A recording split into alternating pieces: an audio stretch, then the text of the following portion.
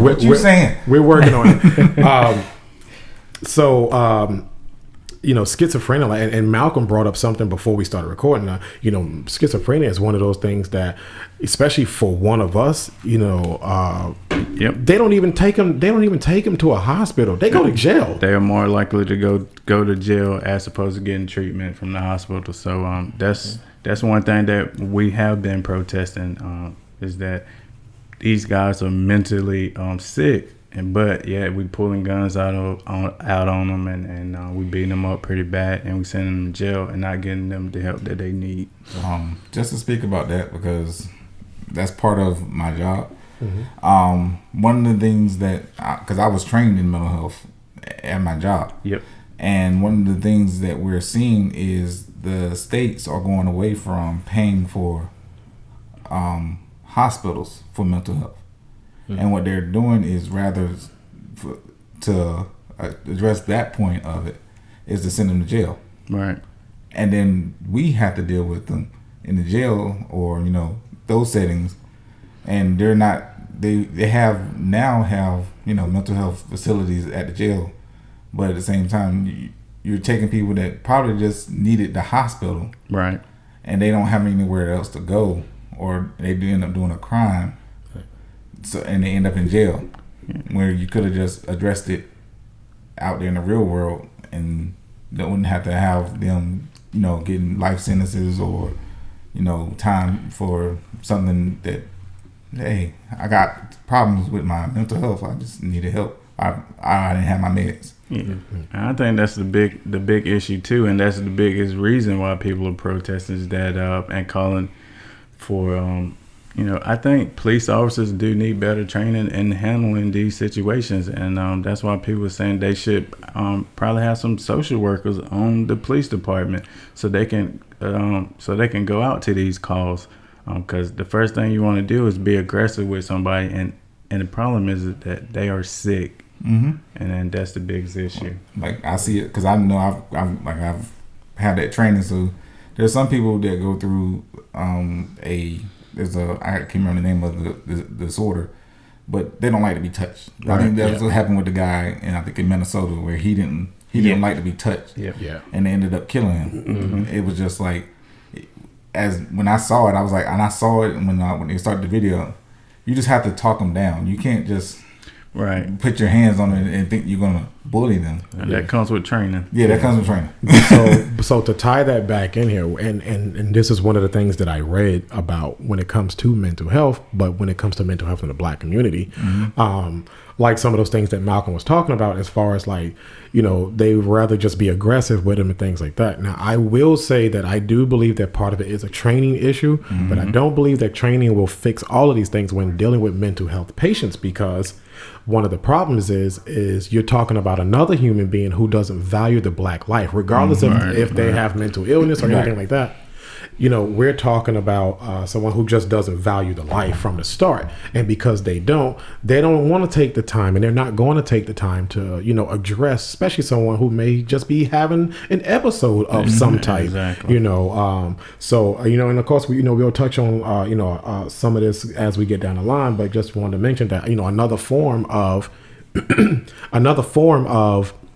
a mental illness, and just part of mental health is PTSD, post-traumatic stress disorder. And people think that has something to deal with war. When you go across seas, post-traumatic stress disorder has nothing to do with just going to war. That's the result of any traumatic experience that you go through, and when it happens again, or anything that is familiar with that traumatic experience, it triggers some things, and I'm going to speak on that a little bit later when we talk about things on a little bit more personal, because as I shared with the guys last week, I found out that I do suffer from PTSD. I have never enlisted in the Army. I've never been to war, so that's why I said it has nothing to do with that. But I'll share that with you guys a little bit later. Yeah. And women that give birth to kids can go through PTSD. Yeah, most definitely. So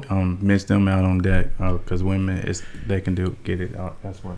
Yeah, definitely. So one thing I want to ask you guys is, why can't the world acknowledge that, black men suffer from mental illness? Why is it such a forbidden thing? Why can't black men go through things? Why is it seen so negatively? And I'm not just putting this on everybody else but black men, because even as black men, we don't acknowledge it sometimes. We won't acknowledge what we're going through. We will shrug it off as something else. Oh, I'm just tired. When really we have no clue that we're probably going through, depression. We're probably going through stress. We may be bipolar, different things like that. Why can't the world acknowledge that? Strength. Pretty much. We are portrayed as, strong individuals. We can take anything, we can do anything, we can, especially when we're talking about mental health, when we're talking about CTE, you got football players, they train, they're aggressive, they have gotta strength. be mentally tough. Yeah. Nothing can, they like superheroes, you can't do nothing to them. So it's just like, it's hard for somebody to, show that you're weak. Right, and that's what people believe that mental health is a weakness. Yep. So it's not like a disease or a disorder that you can actually physically show, having the flu or something like that. Right. It's something you don't necessarily have outward symptoms. Yeah. So it's a lot of, like I said, the strength. People see us and they're like, oh yeah, he's black man, he's 6 foot. Yeah. So I would say I think it's part of what we were taught as we was growing up. Like I have 2 kids now. I have a boy, he's 3, and I have a daughter, she's 1. But if Addie falls down, everybody runs to her, asks is she okay, and all these other things. But if Marcus fall down, hurt himself, we'll tell him, you okay, put some dirt in it, you'll be all right. So you shouldn't cry. And I think that's what's been instilled in us for generations, is that we are meant to be strong. We are not meant to talk about our feelings, because that, like Terrell said, it is a weakness in our culture. And I think at times that it's just instilled in us that this is how we should be. And we grow up and then we teach our kids the exact same thing as how we should be in order. And I think we have to talk about things like this with our kids and let them know that it's okay to have those times where you're not as strong. And I think that's the biggest issue, is that this is what we have been taught for generations. Right. I mean, I feel like a lot of people look at black men as like they're Superman, like they can conquer anything, whatnot. But I mean, Superman. Yeah. And I mean, and not saying that we're not strong, but it's just that at times we fall down, and I mean, and sometimes we just need help or someone to just like help us, pick us back up, or so we can get back on our feet. But I mean, yeah, I guess that's pretty much the only thing I want to say on that. I mean, they just look at us as we're supposed to just be able to do all and just conquer anything, but that's not the case at all. So yeah, one of the things that I noticed that why the world can't acknowledge it, especially in our own community, why we can't acknowledge that, that black men do suffer from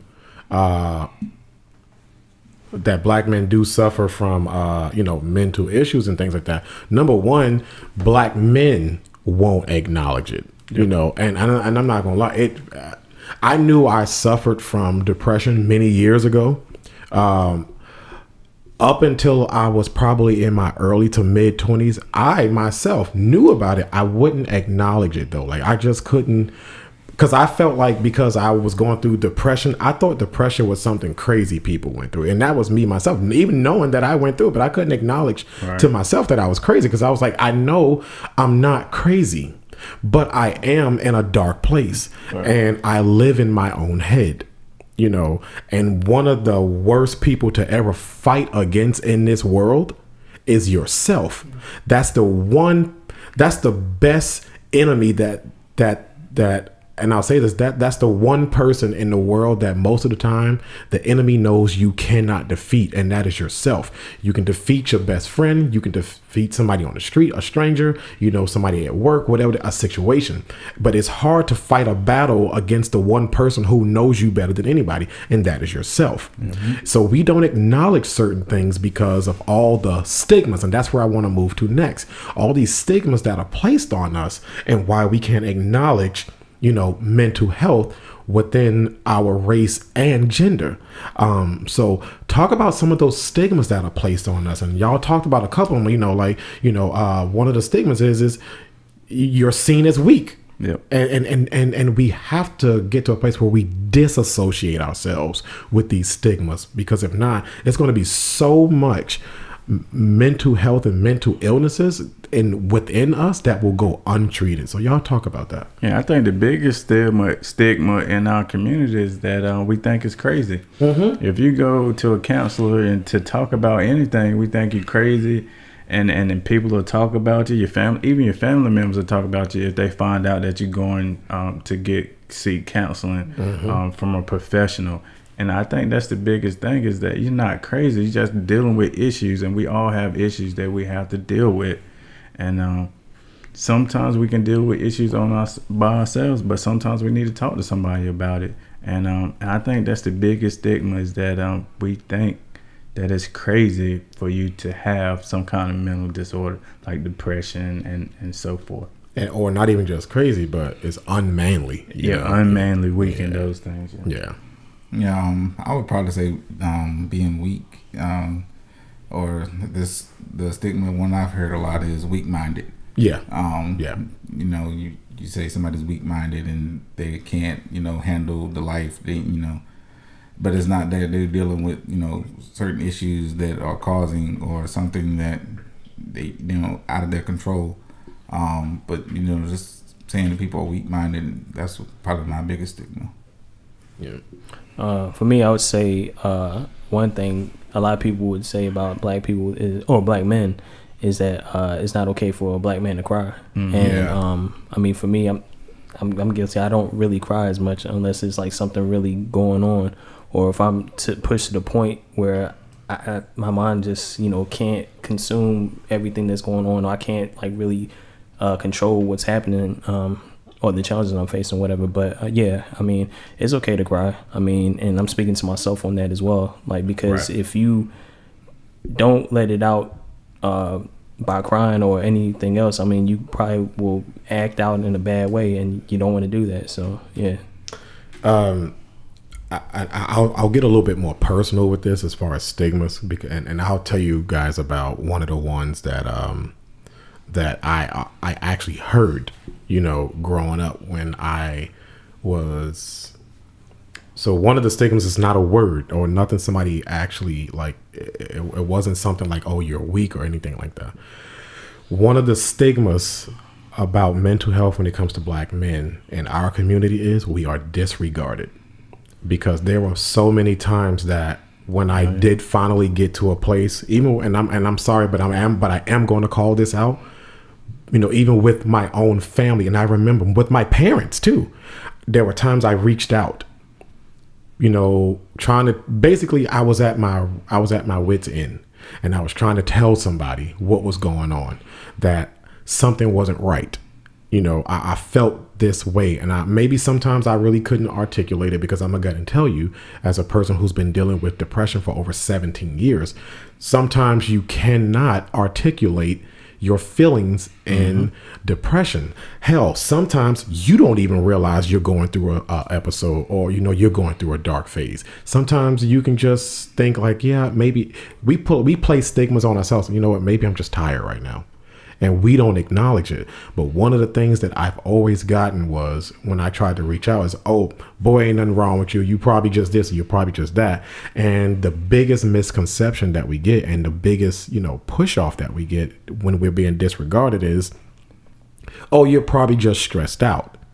And don't get me wrong, I very well could have been stressed out, but stress wasn't my state of mind. Stress may have been one of the causing factors, but my state of mind was in a state of depression, a state of depletion, and a state of darkness.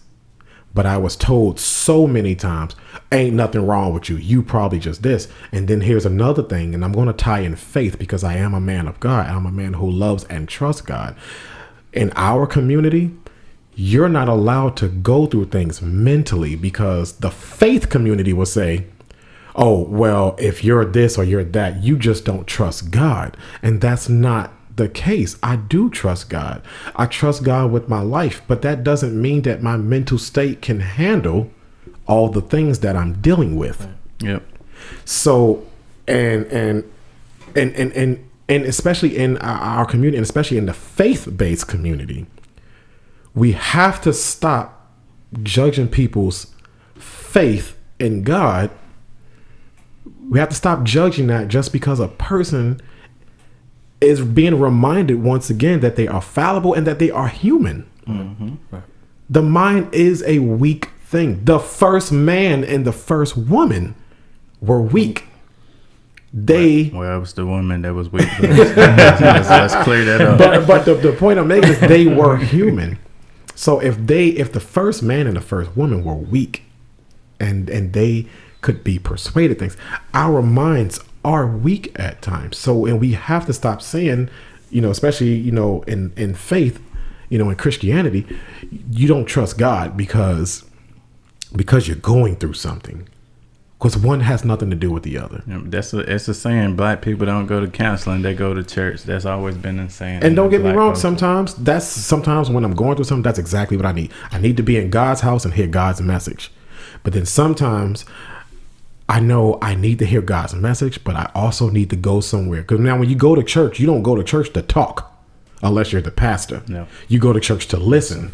But sometimes I need an avenue where I can speak, right, and I need somebody else to listen. And sometimes, unless I'm getting a one-on-one with my pastor, church is not the place to do that, because that is not the proper venue.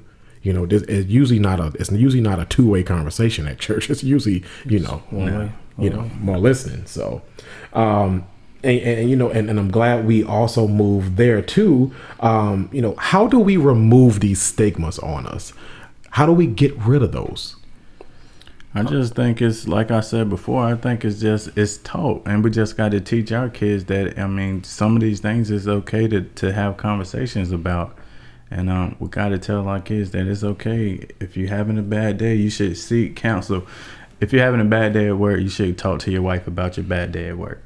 If you and your wife having problems at school, if you and your wife are having problems together, you should seek counseling outside of the household. Yeah. Right. And those are the things that we have to talk about. And I think if we talk about that to the next generation, then those generations are going to be better because of it. Right. Definitely. Communicate, like he was saying, communication is the key. You have to communicate what you're going through. If you feel a certain way, something doesn't feel normal, then you're normal. Then you should speak to someone, and don't be afraid to let them know. And for people, when you have people coming to you, and they have the trust in you to let you know what they're going through, don't have a judgment of mind and Amen. And have it where you'll be okay, all that stuff. Actually sit down and listen to them and talk. And most times it's better to just listen. They just needed somebody to listen more than somebody to judge them. Yeah, I got a old teammate that used to work with me, Glenn Rice, 2 ends. He used to say you have 2 ears and 1 mouth, so you should listen twice as much as you speak. Amen. Yeah. And I agree with what Malcolm and Terrell was saying. And like Malcolm has been preaching, seek counseling. But if it's to the point where you don't want to go to a counselor, fine. If you have really tight friends, which I'm so thankful and blessed that I could say that I have brothers that I'm sitting here with that I can call at a moment's notice if I'm going through anything, and I can let them know, hey, I'm not with it. Like today is just not a good day for me. Yeah, but that's also a form of counseling as well. Exactly. That's right. But if you have some really good friends or a best friend that you can talk to, and that they won't judge you, then do that. Don't hold it in. Don't think that you can, just battle it on your own. And like Vincent was saying earlier, Malcolm was, my bad. There's sometimes you can probably go through it on your own, but then there's other times where you definitely can't, and you have to talk to somebody, because not saying that you don't want to get to the point where your mind is playing tricks on you, and then you come to the point where you like, oh, I don't know what else to do, I'm gonna just commit suicide to take myself out of here. You don't want to get to that point. So definitely. I mean, my thoughts on how to remove these stigmas, especially off of black men when it comes to mental health.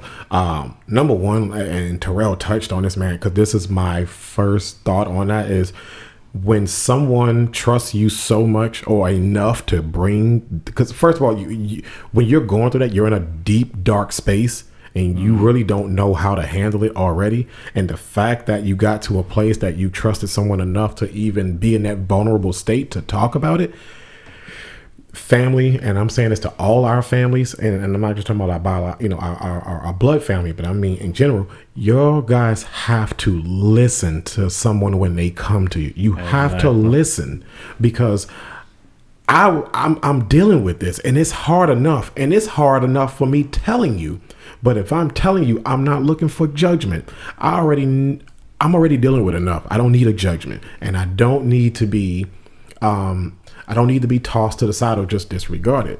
The other thing that I would say that it would, to help remove some of these stigmas is, like the guys all said, number one, we have to start passing it down to our children, but we have to start passing this around the table to each other. It's okay to admit that I'm going through something. Mm-hmm. It's okay to cry. Yep. And I know men don't want to hear that, but it is okay to get so vulnerable that you have to just let it pour out, because if not, you let it build up. And it's okay to hug one another as well. And it is, and that's not on no soft stuff. Because I'll hug my brothers, because these are my brothers, and if I can't hug them or my family members, who the hell am I supposed to hug? Or who am I supposed to talk to? So we got to get this out our heads that we can't cry, we can't tell anybody, or that we're not supposed to have feelings, because as men, we don't, and don't get me wrong, I'm guilty, because even when I say the word, I feel a little funny saying the word feelings, we have to be more comfortable saying it and discussing it. Because at the end of the day, we are human beings, and we do have feelings, and we have feelings about different situations. And if we get ourselves in a vulnerable state, we have to be comfortable enough to discuss that. And like the fellas just said, if you don't want to go to therapy, which I do think that therapy is a great way to release that. But if you don't feel like it, or maybe you can't afford it, you have family, you have friends. Hell, sometimes a stranger might be the outlet that you need because they're unbiased. I'm not saying go tell your business to a stranger, but what we're saying is talk to somebody, and for those somebodies that are out there, you guys have to listen. People are already dealing with enough. So the fact that they came to you with it, just let them talk. Sometimes they don't need all the backlash and all that, and we definitely don't need to be disregarded. That is probably one of the worst things you can do, is disregard them and tell them that they're just crazy. Because we're not crazy. Or another thing is, don't sit up here and say, oh, your problem is little. I mean, everybody's problem is big in their own way. I mean, everybody experiences things in their own way or whatnot. So never say that, oh, my problem is bigger than yours, so I'm going to just push yours out the side and just worry about me. It should never be about that. So as we get to this next segment of this episode, it may get a little uncomfortable for some that are listening, but the guys and us are going to get a little bit more personal, and we're going to place ourselves in a vulnerable and an open state here. And we are going to talk about our personal experiences with mental health and mental health matters. And whether it's depression or whatever it is, but I want the guys to be comfortable and talk about your experiences, or you can talk about an actual instance that you've gone through, okay. My experience, I think it was 2014, 2015. Yeah. I went through major depression after separation from my first wife. I actually went through a major dark depression. Like you said, I went through a point where I was like, I lived alone. So I was in my room and I just got off work and I just found myself crying for no reason. Yeah. And I could not figure out why. And this is why I said it was very important. I called a friend and I told him about it, and they was like, "Oh, you'll be all right. You know, don't even worry about it. You know, just brush it off." And then one of the symptoms of depression is, you know, your work slides off. You know, you're not doing what you're doing. You're putting yourself out there. Mm-hmm. So I actually got to a point where it got really bad, and I knew this because, you know, I was trained in it. And I was like, and one of the things that I kind of made it bad worse for me is because I knew the symptoms and I knew how to hide them. Yes. Mm-hmm. So none of y'all knew what was going on. Mm-mm. So I actually, when I got to that point when I couldn't take it no more, I actually went to a hospital, and I was in the hospital for a week for depression in Winston-Salem.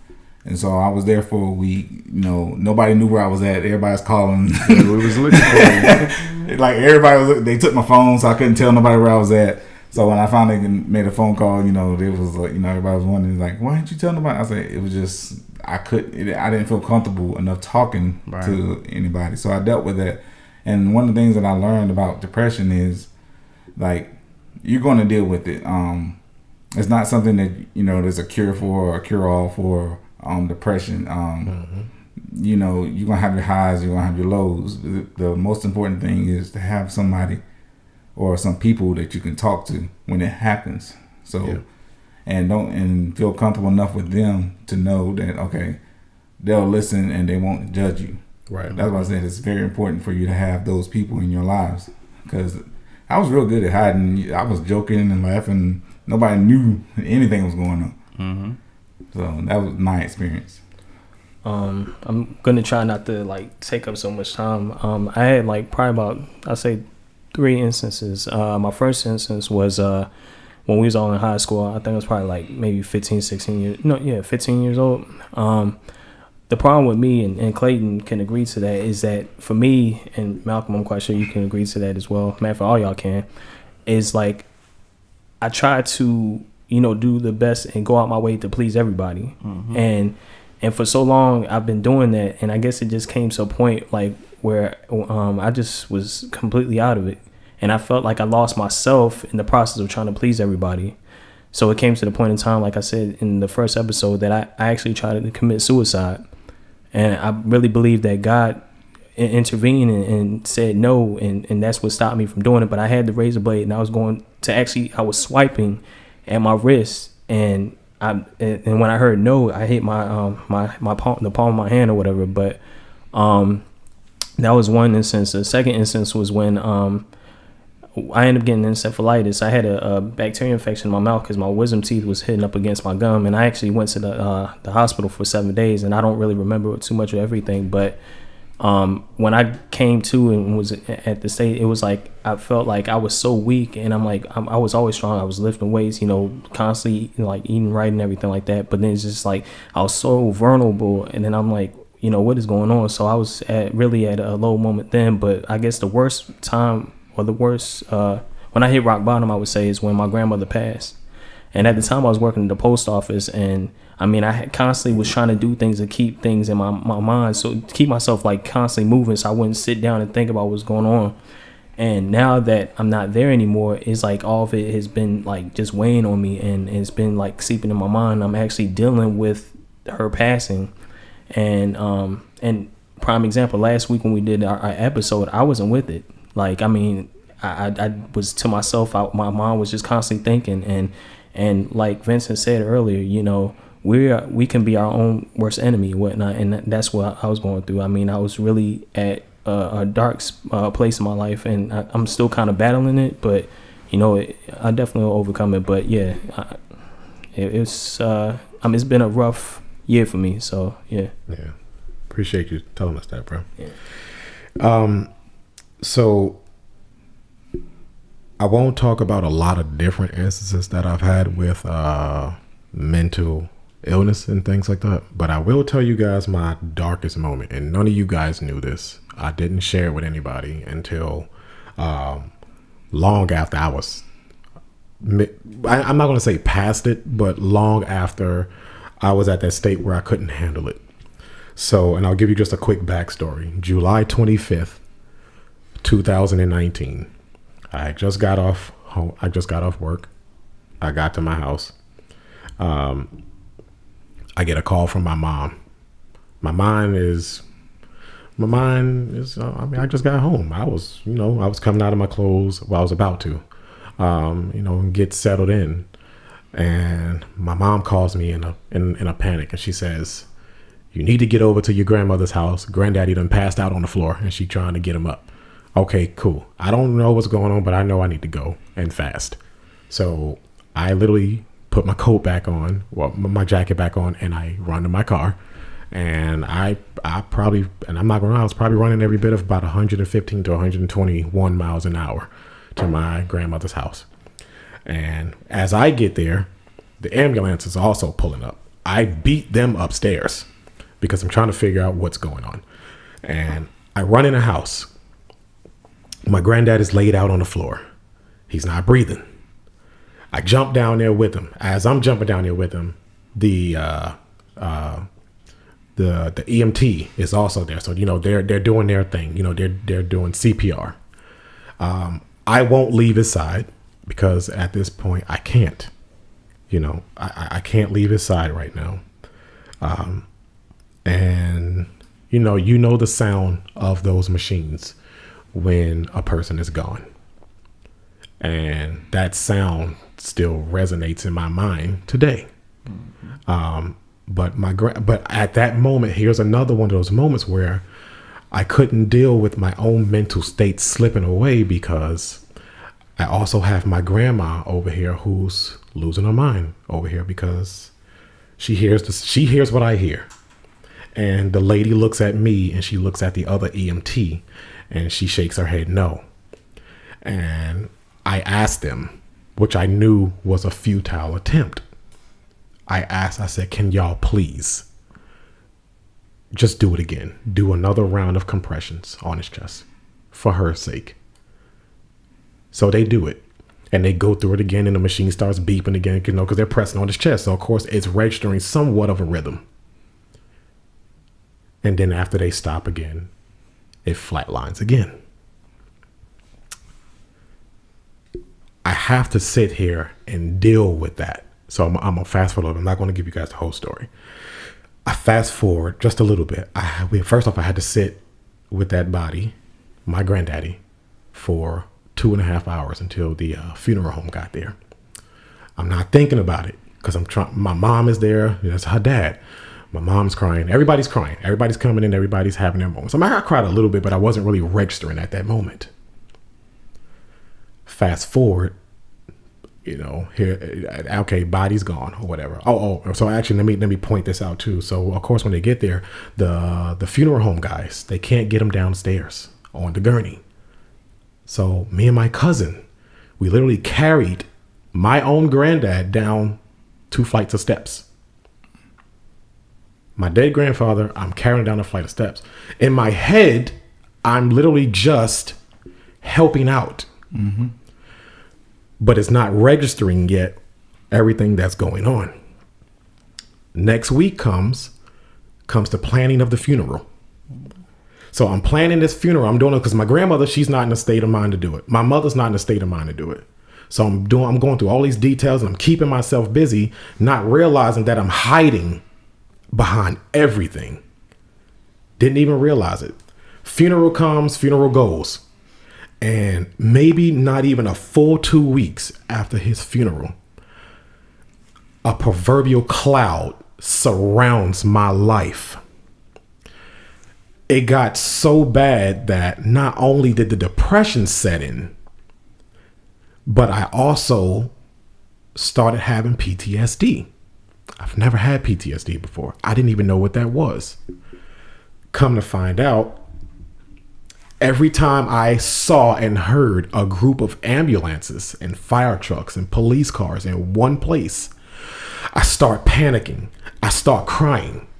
And I didn't realize how bad it was until I got home one day. And in my building, one of the ladies, it was just a young guy, come to find out he was having an asthma attack. But as I was pulling up from work, all these cop cars was pulling in behind me. And then I saw the EMT pulling behind me. And then here comes a fire truck just as loud. And I couldn't get out of my car to go into my own apartment. And I didn't even know what was happening. All I saw was all of this, and I froze. Mm-hmm. And I started crying. And I didn't know why. And then afterwards, I was like, what the hell is wrong with me?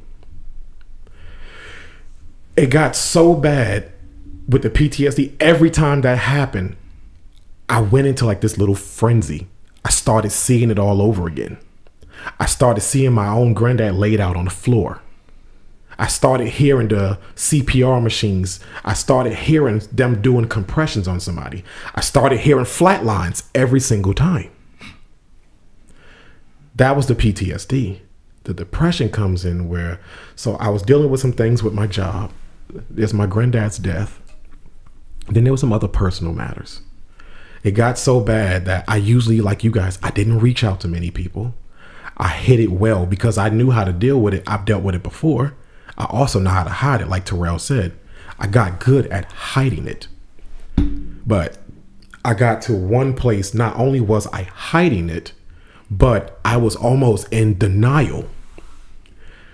I didn't get past that until I was like Mazio. I started having these thoughts of, maybe life would be better if I wasn't here. I didn't know why I was having those thoughts. I just dealt with my granddad's death. He left this world, not me. But there was a part of me that thought about, I don't need to be here no more. All of this is too hard. I can't deal with it no more. I couldn't reach out to my brothers, not because I didn't trust y'all, but because I didn't know what to say to y'all. What was I supposed to say to y'all? I'm having a hard time. The thing about depression sometimes that happens is you don't know what you're feeling. You don't know why you're feeling it. You just know that you do. You're in a dark place. And I was my own worst enemy. I doubted everything about me. I doubted my own abilities, the things that I was great at for so long. I started doubting those. I started doubting my faith. I'm a man that loves God. I believe in Jesus Christ and that he died on the cross and that he rose on the third day. But I started doubting everything. Everything became illogical. Nothing made sense anymore. And it got so bad that my father had to come to my house. I am a gun owner. I have 2 guns. My father came to my house because finally me reaching out to somebody, it got so bad that I knew that I know I don't want to die, but there's a part of me that doesn't want to be here either. I don't want to be here, but I actually don't want to die either. So I'm stuck. I'm stuck in this battle with my mind. I'm battling myself. I don't have any other enemies. You guys weren't my enemies. My job wasn't my enemy. Even death wasn't the enemy. I was. And do you know how hard it is? Like, you guys know this. It's hard when you have to battle yourself because you're dealing with an adversary who knows your every move and can counter it the moment you think of a move. So the moment you get out of bed one day and say, you know what, I'm going to do this, or I'm going to do that, your mind on the other side flips and says, no, you're not. You're still feeling like this. And you're in a constant battle with yourself. And that's what depression does to you. And this is why it's so important that people don't say you're crazy or there's nothing wrong with you. Mm-hmm. Or they just disregard you and just blow you off. Mm-hmm. This is why it's important that we don't do that, because you never know what a person is feeling. But I thank God at that moment, I knew God stepped in at that right moment. Like Mazio said, God stepped in at that right moment because he's an on-time God. Amen. And he stepped in at that one moment when I was at my most vulnerable state, when I probably, if God had not stepped in, I would not be sitting here with my brothers today, because there was a part of me that really was starting to consider maybe death is not as bad as what I'm dealing with. at least then it'll be over with. Right. And at that state, God stepped in, my heavenly Father stepped in, and he placed it on my earthly father's head to get my guns out of the house. I put up a small fight because I didn't want my guns out of the house. But thank God I let that go. And when I realized, I was like, it was probably a good thing that my dad took these guns out of the house. Because who's to say if one night I would have just said, you know what? I'm a loaded. Maybe tonight I won't kill myself. Maybe not tonight. Maybe tomorrow. If I ain't feeling no better tomorrow, I might just try it. And I have the type of guns that you pull the trigger once and you're gone. I have a 12 gauge shotgun with slugs stayed loaded in it. If I would have turned that gun on myself, I was done. So depression is real. Mental health in black men is real. And I know from dealing with these guys and being friends with these guys, it is real. And we have to acknowledge that. Because you know how many lives we could save as, you know, how many black lives and black male lives we could save if we would just acknowledge it and give these men and women a space to open up. Terrell was dealing with his issue. And he had, thankfully, eventually, he got to a space where he was able to deal with it. Else that brother wouldn't be sitting here today. Mm-hmm. Mm-hmm. Thank God for God. Because when Mazio decided that he was going to take a blade across his wrist, God stepped in just in the nick of time. He knew that, yeah, Mazio was dealing with something, but he knew when Mazio got to that point where he just couldn't handle it no more. And it was at that moment that God intervened. Thank God that God placed it on our hearts that eventually we were able to reach out. And even though sometimes when we reach out, we feel like it's futile attempts. And a lot of times it is a futile attempt. We reach out only to be reaching out at air. No one answers. And if they do answer, they disregard us. But thank God that eventually when we do reach out, God knows just who to put into our lives. Yep. That gets us out of that dark state. And that's why I say I thank God that in that moment, the person I reached out to was my father. And before, when I reached out to my dad years ago, my dad blew me off. Oh, ain't nothing wrong with you, this, that, and the third. But God stepped in at the nick of time and placed it not only on my head to reach out to him, but he placed it on his heart that your son is reaching out to you for a reason. Mm-hmm. And he stepped in and he was able to talk to me. He was able to take my guns out the house because, like I said before, had he not, I more than likely probably wouldn't be sitting here. So like I said, I say all of that to say this. It's real. Acknowledge it. Stop the stigmas. We're not weak. We're vulnerable. Vulnerable doesn't mean weak. It just means we're at a state where we're the most open. Oh. Mental health doesn't mean that you're crazy. You are not crazy, but you are human, which means you get to a place where you can't handle certain things. And it's nothing wrong with not being able to handle something. Because as much as we like to think, like Malcolm says, we love to wear that S on our chest. Or on your shoulder. You know?